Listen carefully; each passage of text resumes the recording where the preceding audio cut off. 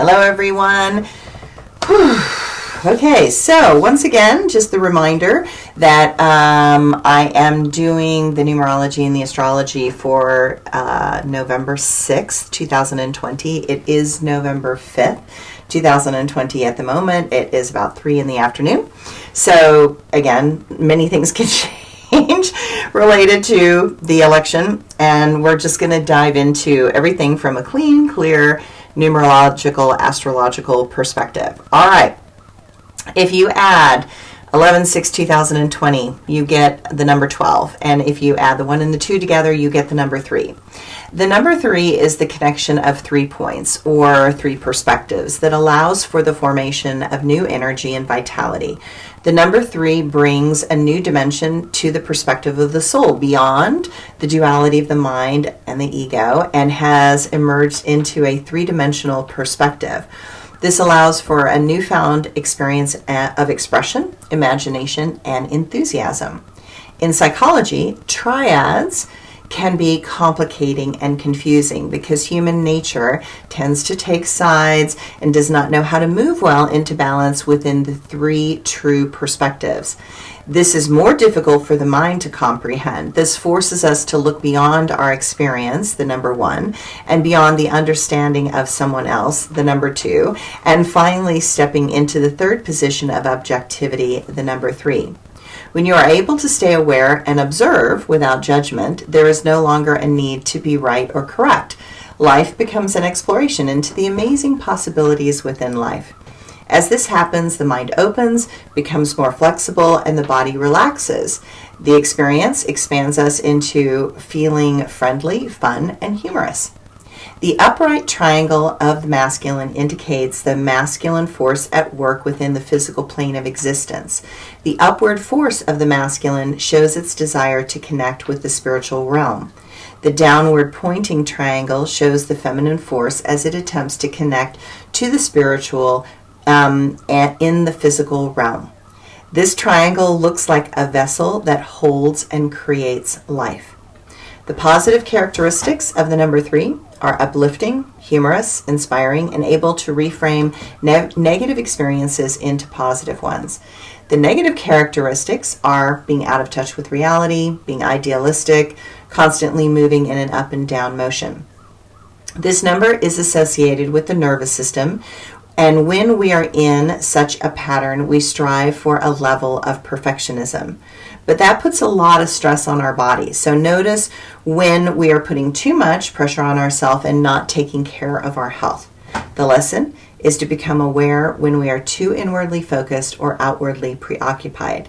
Today is a day to meditate, sleep, and gather the tools that allow the nervous system to rest and regenerate.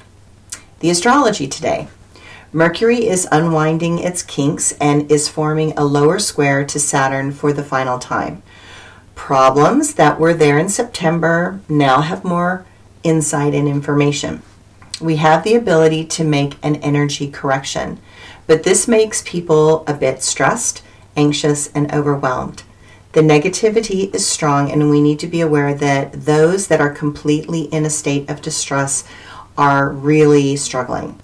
It is easy to make it clear that you love and care for them, regardless of what somebody's position is. Sacrifices will need to be made in order to progress. The moon is in Cancer, trining Neptune, creating a really strong need for safety, especially when oppositions that are happening coming in with Jupiter, Pluto, and Saturn. Expect some to be defensive and emotionally fragile. You can be frustrated by small things and easily distracted. The work-life balance is going to be difficult.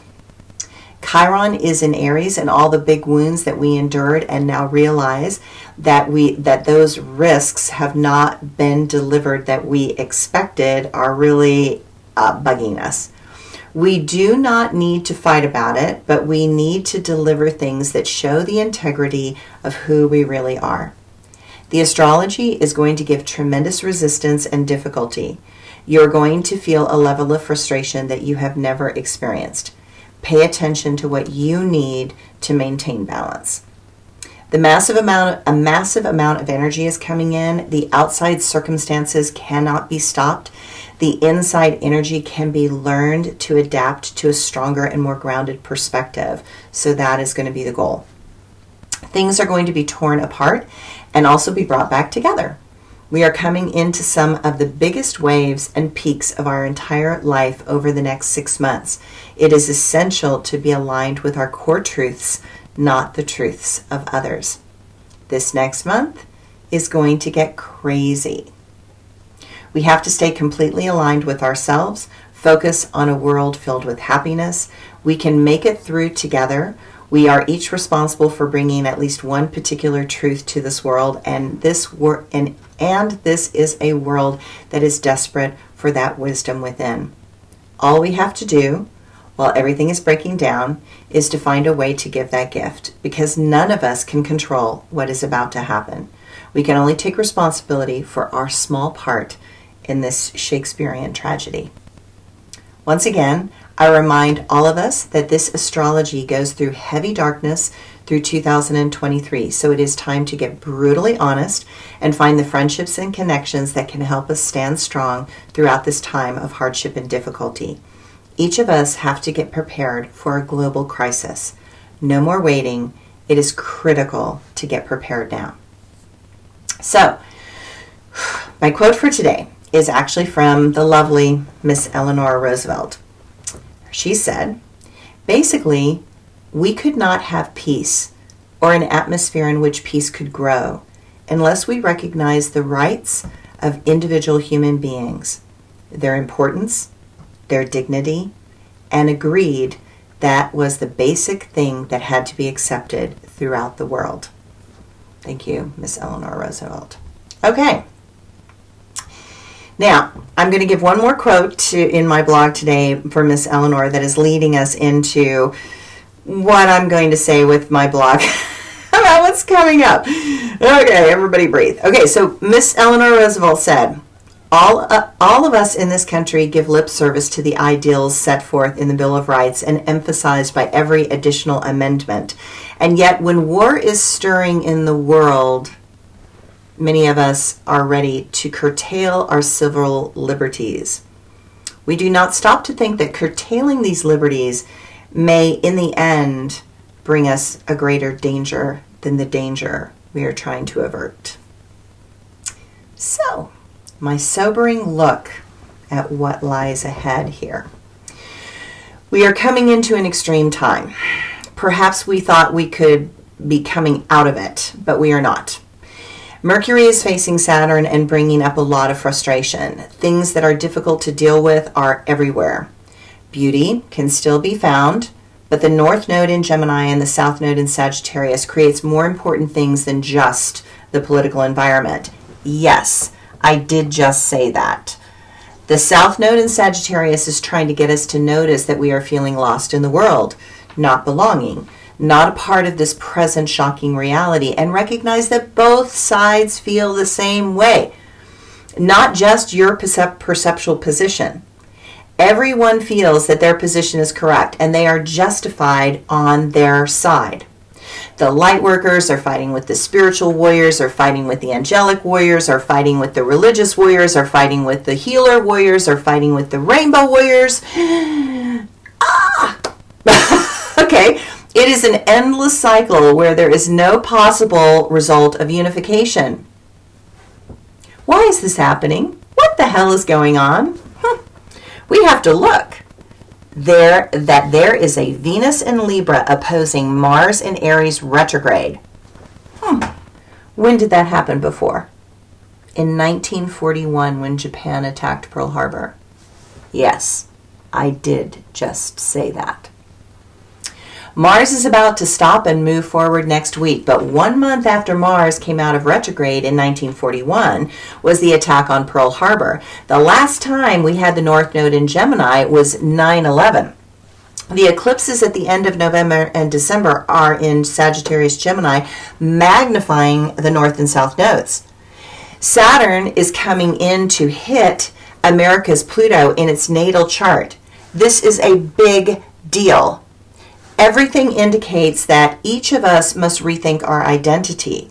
Venus is going to square next week Jupiter, Pluto, and Saturn, and we are being given a mirror of reflection to see, guess what? Our ego. What you see externally is a reflection of your ego playing out a game to make you miserable, depressed, and in despair. You are seeking a mission, but what mission are you choosing? You have to be honest with yourself. There are a lot of wounds and pain and that is an ongoing feeling. Do you really want to align with things and people that only take from you at this moment in time? The world is unbalanced. It is not the fault of just one person. There is a tremendous battle of egos that is killing the world.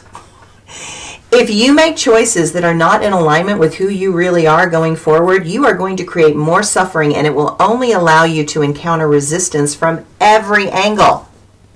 Next week, everyone is going to experience some of the biggest peaks of their entire life. Everything is about to become unhinged. This is the biggest global shift that has ever been seen in the last few hundred years. We chose this reality. We wanted to navigate this tremendous shift in consciousness, and here we are. Embrace what unfolds and know that what you do makes a difference in this time and place. Okay, I'm getting off my soapbox now. Okay, thanks everybody. Thanks for this showing up. Thanks for the people that wanted my numerology book. I hope you guys enjoy it. Take care. Bye.